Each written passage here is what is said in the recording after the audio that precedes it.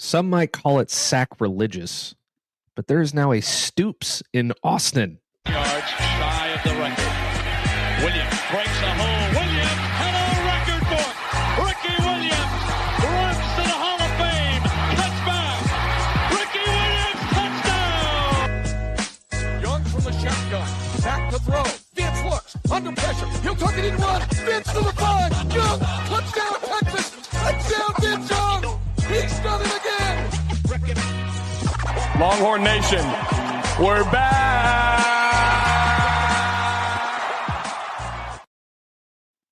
Welcome into another edition of the Texas Longhorns on SI podcast. I'm your host, Matt Galatzin, and I'm joined, as always, by my co-host, Zach Dimmitt. Zach, Monday kind of took us a little by surprise, I would say. Pretty late in the afternoon, it was announced that Texas had hired Mark Stoops, the former Kentucky head coach and one-time almost Texas A&M head coach, as a special assistant to Steve Sarkisian. And you know what?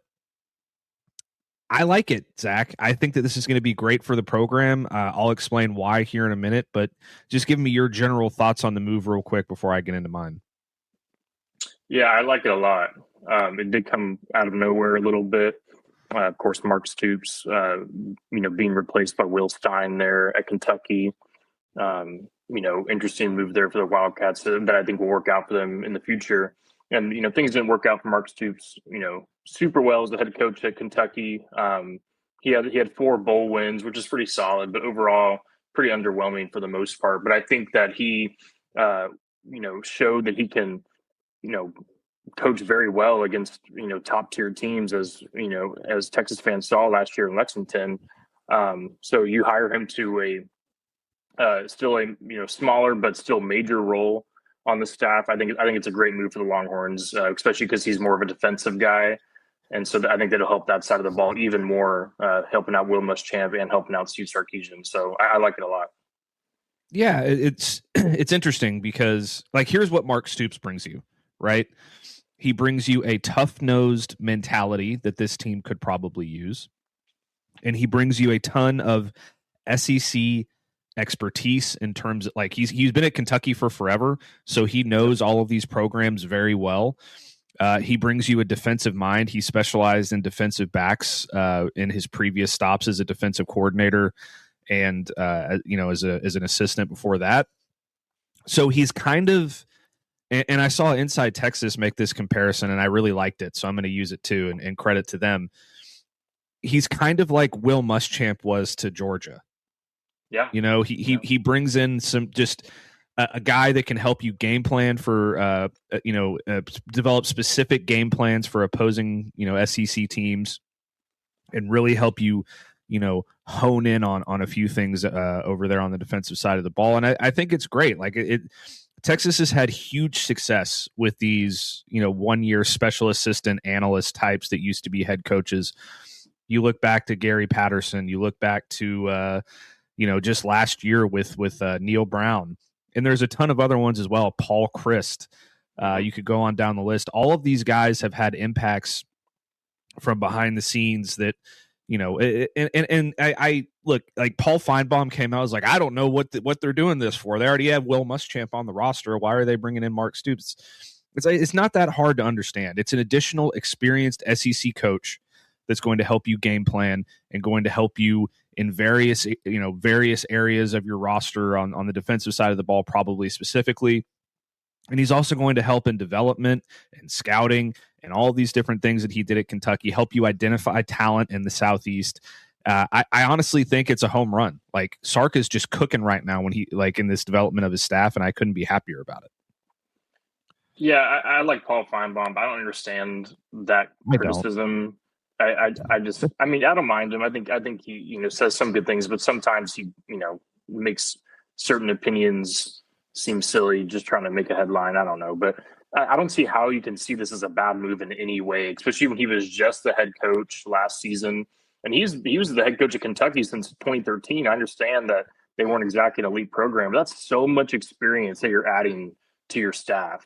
And Steve Sarkisian knows that if you want to win a championship, you can't, just rely on your own expertise. Sark has been very adamant that he wants to remain the play caller on offense. He says that's what I was hired for.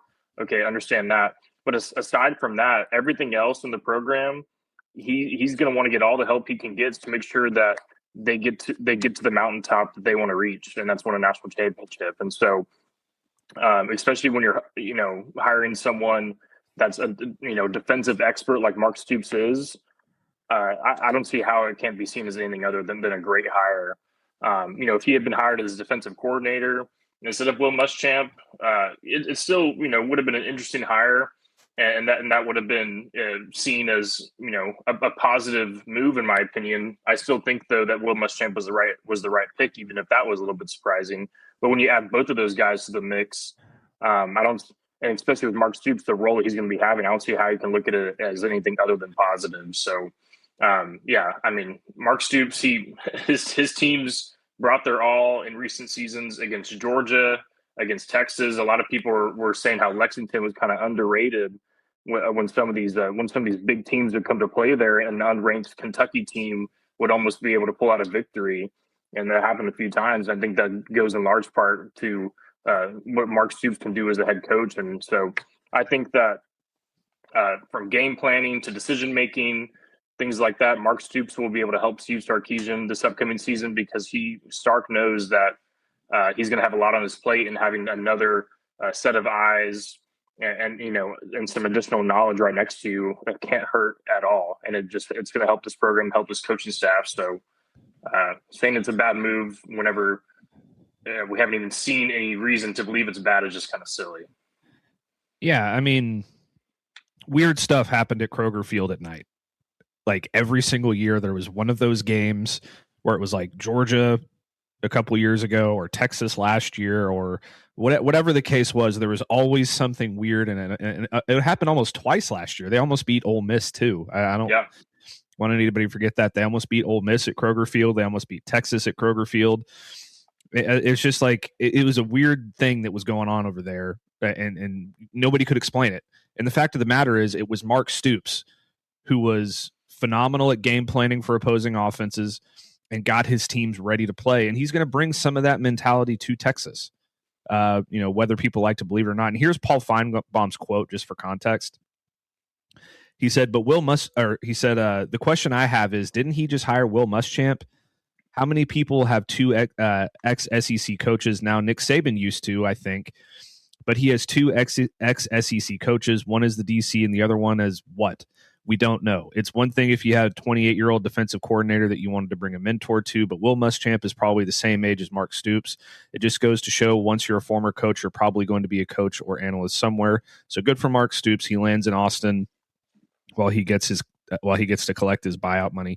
It's a lot better than that. Like he makes it sound like, oh yeah, he's just gonna got a little side gig while he collects his buyout money. It's like, no, he's going to be doing some very valuable things for Texas, and I can't wait to see what happens. It kind of gives me Gary Patterson vibes. I mean, it's not going to be to that level, I don't think, because Gary Patterson, I think, is one of the best defensive minds in the history of football, and adding him to your defense really did a lot of incredible things in 2024. But he's going to have a very positive impact, and I can't wait to see it. Let's change gears over to the NFL Combine, Zach. We saw the conclusion of all of the players from the Longhorns, all 7 Longhorns who participated in the on-field, and some who really, I think, boosted their draft stock quite significantly. Jalen Gilbo, for example, didn't participate in any of the on-field stuff. He just participated in the interviews. He did his weigh-in and those kinds of things. So he didn't necessarily do a whole lot for himself. He's saving that for the Texas Pro Day. But there were a couple of Longhorns that I think stood out to both of us. And I'll start with, the obvious one, Anthony Hill. I thought was unbelievable. I thought he did himself incredible favors at the Combine. He ran a 4.51 40-yard dash, which was third among linebackers. His 10-yard split was 1.58 seconds, which was third among linebackers. He had a 37-inch vertical jump, which was 10th. His broad jump was 10.5, which was third. He didn't do the 3-cone or the 20-yard shuttle, but he also tied for third among linebackers in bench reps at 21. So, and all of this is to say also, he also suffered a minor injury at the combine. So he wasn't able to do everything to the level that he wanted to do it. So I was really pleased with his performance. I think he guaranteed himself at least a day 2 selection, and I would be shocked, maybe not shocked, but I would be surprised if he's not a first round pick. Yeah, I like what Anthony Hill did for sure in Indianapolis. You see a lot of these guys, not just on Texas, but other teams holding out for some of these drills. And I'm not an expert on, what the, approach is there, because I think that if you have a chance to boost your draft stock, if you are potentially lower on the board, why not go ahead and do it?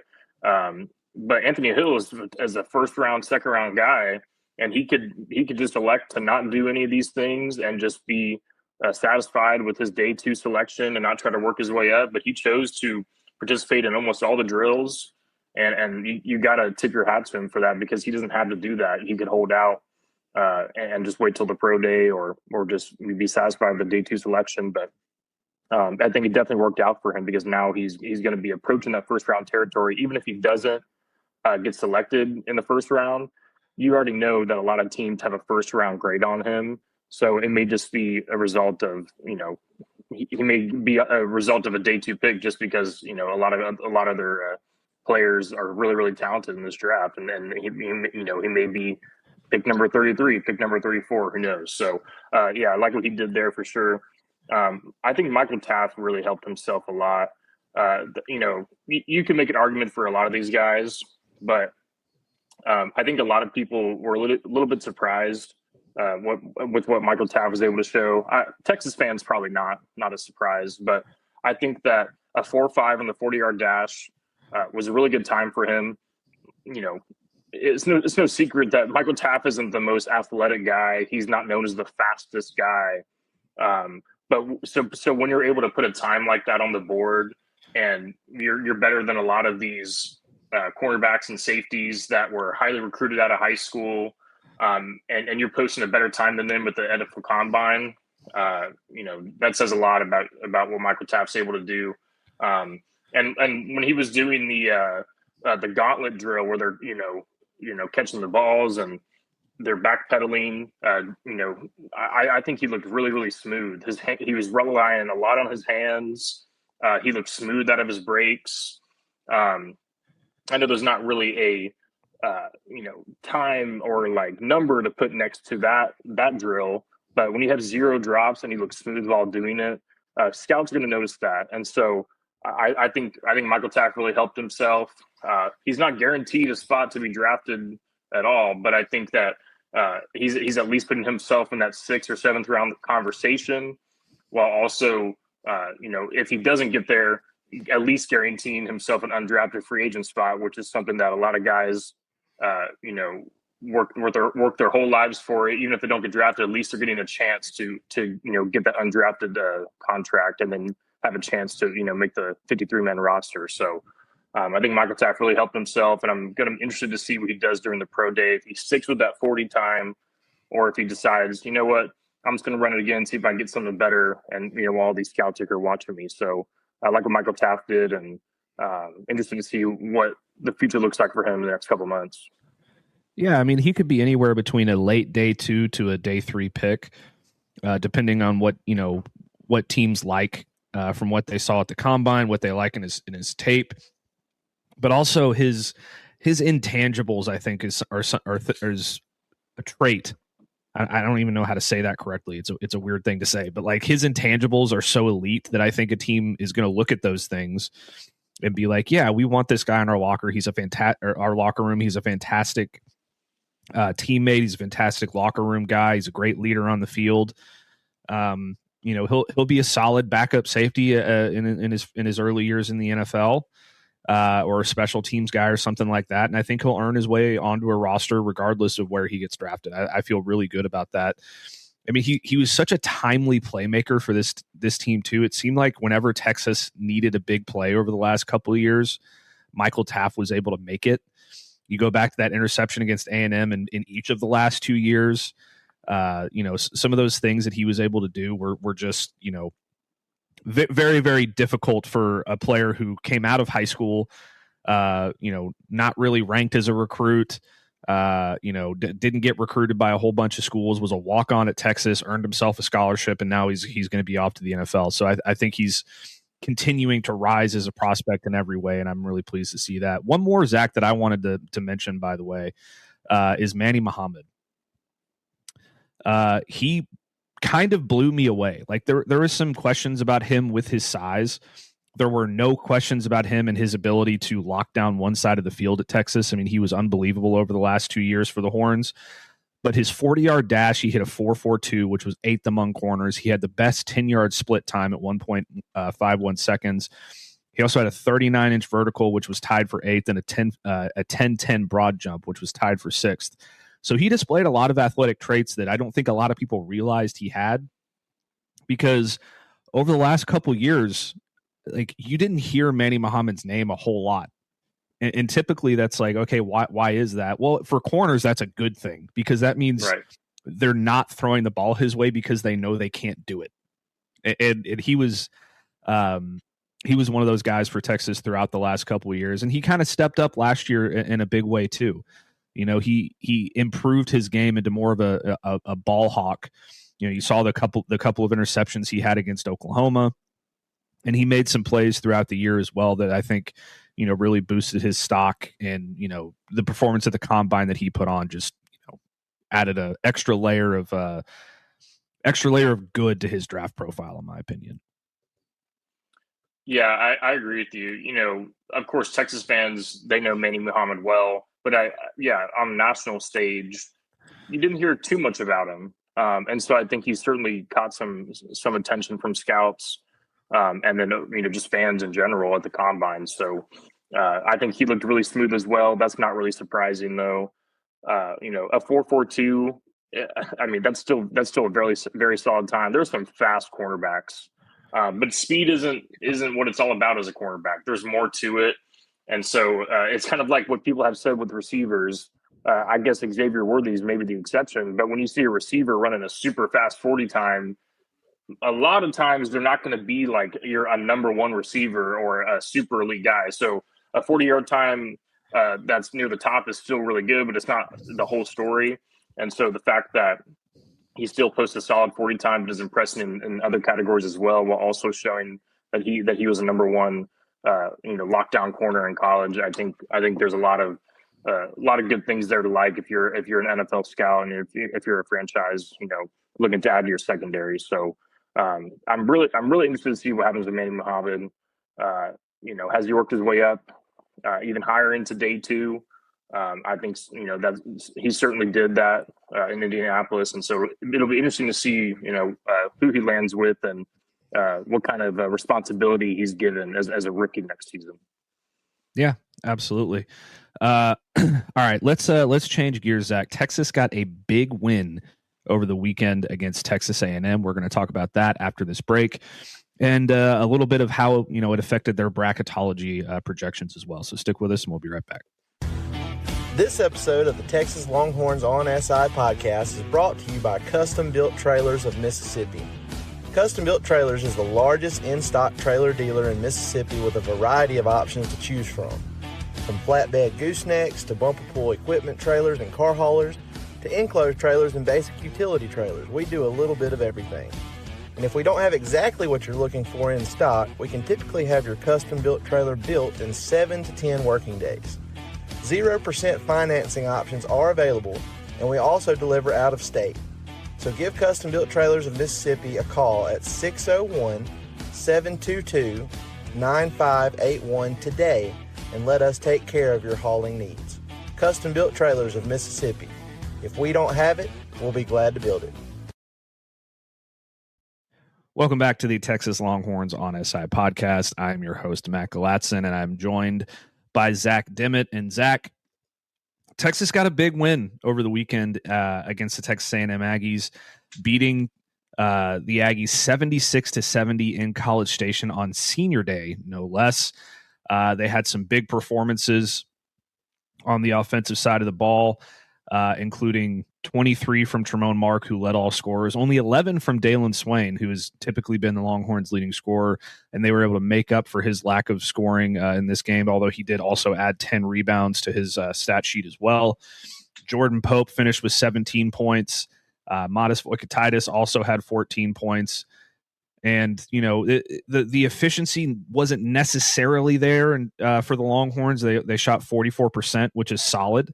They were 33% from beyond the arc, which was solid. 15 of 16 from the free throw line, 94%. That was huge. They also out rebounded the Aggies 41-32. And I mean, there's no two ways around it, Zach. This win was absolutely massive for the Longhorns and their resume, and you're starting to feel really good about their tournament spot right now.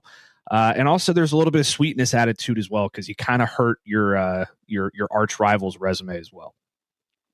Yeah, it was a huge win, especially when it's coming at this point of the season. You know, if this happens, the first week of SEC play, it's still a big win because it's coming on the road against your arch rival. But the fact that it comes, right the day before March, and both these teams being in a similar bubble position, it was huge. I was there covering the game in College Station, and no surprise, but Reed Arena was absolutely rocking. They have an amazing crowd over there, and I don't think anyone's surprised about that. You can say whatever you want about A&M, but their fans are absolutely diehard. And so the fact that Texas was able to overcome that environment and come out with the win was massive. The Alabama win in Tuscaloosa is Texas's best win on the resume. But this, you can argue, this is one of the most important wins because it gets you one step closer to securing that spot in the NCAA tournament. And what I was really impressed by was Texas's defense. That's obviously been the biggest, concern. Sean Miller has not sugarcoated it. He's made it clear that our defense has hurt us. He's said that many times in press conferences. A season high 9 blocks for Texas, 7 in the first half. That was really impressive. And of course, you mentioned Dalen Swain. He had 11. He was scoreless in the second half. 11 points in the first half. But him and Modest Voikatitis both have gotten in foul trouble, and Tremont Mark and Jordan Pope really stepped it up. Crucial buckets down the stretch by both of those guys. Just scoring off no sets, taking their guys one-on-one, and just hitting jump shots. And that's all. That's really all it was for Texas. There was nothing fancy about it. And while also playing solid, not locked down, but solid defense on the other end, which is all you can ask for if you're Sean Miller. So, yeah, big win. Texas held A&M I believe 18 points below their scoring average.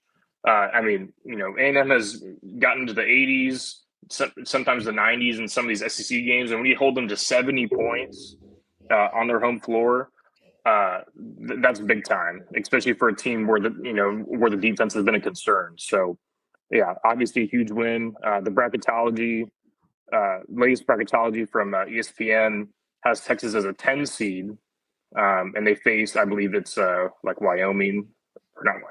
Wisconsin.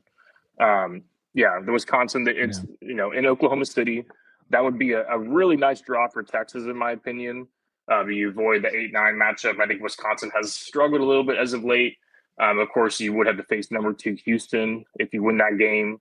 Obviously going to be very tough. But you got to get past Wisconsin first if it plays out that way. But if you play in Oklahoma City as a 10 seed, you're going to have a lot of Texas fans there. You couldn't ask for a much better draw, all things considered. So we'll see how things play out. But big win for Texas. They're pretty much one win away from locking up a bid, in my opinion. And they face Arkansas tomorrow in Fayetteville, and a win there would certainly lock them in. So we'll have to wait and see what happens. Yeah, I'm glad you brought up the defense, Zach, because, Sean Miller lit into his team last week, calling it the worst defensive team that he has ever coached, more or less. That's not his exact quote, but you can go look on pretty close. You can go look on our site story or watch our show from last week. He absolutely laid into his team. I think it was you that told me that out of the top 50 in KenPom, they had the worst defensive rating of all of those teams. So to hold Texas A&M to 70 is one thing. Texas A&M had 3 players that combined for 53 points. It was Rashawn A.G., Marcus Hill, and Pop Isaacs. The other 8 players that were on the floor for Texas A&M combined for 17. Yep. That's a sign of good defense to me. I mean, I know that Texas A&M has had their struggles as well over the past couple of weeks, and they haven't been the same team they were early in the season. But, you know, to be able to basically keep all of these other players in check and basically, you know, accept your loss with Rashawn A.G. because he's a great player and he plays a position that Texas has had a lot of trouble defending. But you basically remove all the other threats from the equation, and that is a big reason why they were able to win this game. And you know, it's a big win for Sean Miller. Now you look forward and you have Arkansas tomorrow night, which we will preview on our show tomorrow. But then you also have an opportunity to close the season against Oklahoma, who is absolutely beatable. You beat them by 10 earlier in the season in Norman, and now you get them at home. So, you know, even if you don't beat Arkansas, you still feel pretty good about where this team sits. But if they do beat Arkansas, they're absolutely a tournament lock, and there's no question about it. I mean, that's going to be a really, really tough environment. You know, they play very, very well in Fayetteville. I think was it you that pointed out last week that they haven't lost a home game yet this year? Yeah, that sounds about right. All their losses have been road or neutral, so Fayetteville is very, very tough. So it's going to be a tall task for Texas, but like I said, we'll get into that tomorrow. And I really like this landing spot in the latest bracketology as well. I mean, obviously, you don't like that Michigan and Houston are on that side of the bracket in your region, but you know, the rest of it is pretty manageable. I mean, Wisconsin was really good earlier in the year. Like Zach said, they've been struggling as of late. NC State's in there. Texas beat NC State earlier this year, didn't they? So yes, it's a very manageable region. And you honestly, another very sweet part of this is you knock Texas A&M down to a projected 11 seed right now. And they've got 2 games left on their schedule, one of which is against Kentucky tonight, excuse me. Yes. And that's going to be a big one for them. And if they lose that game, I don't know that an LSU win really helps them that much because LSU is not a good team. So this feels like you put Texas A&M in a must-win position against Kentucky, and that's really all you can ask for. Sean Miller has done a great job of turning this team around from from a team that we didn't necessarily think was going to make any kind of tournament push early on in the year based on what they did in the non-con at the beginning of the SEC schedule. And he was able to figure out a way to get this team to play its best basketball down the stretch. And they've been playing very, very well as of late, specifically offensively. And that's great to see. But that's going to do it for this episode of Texas A&M, or this episode of the Texas Longhorns on SI podcast. Thank you so much for tuning into this edition of the Texas Longhorns on SI podcast. Please make sure to like, subscribe, and rate our podcast and comment down below on YouTube to let us know your thoughts. It really helps us out in the YouTube algorithm. Most importantly, be sure to tell somebody you love them, and we'll catch you in the next one.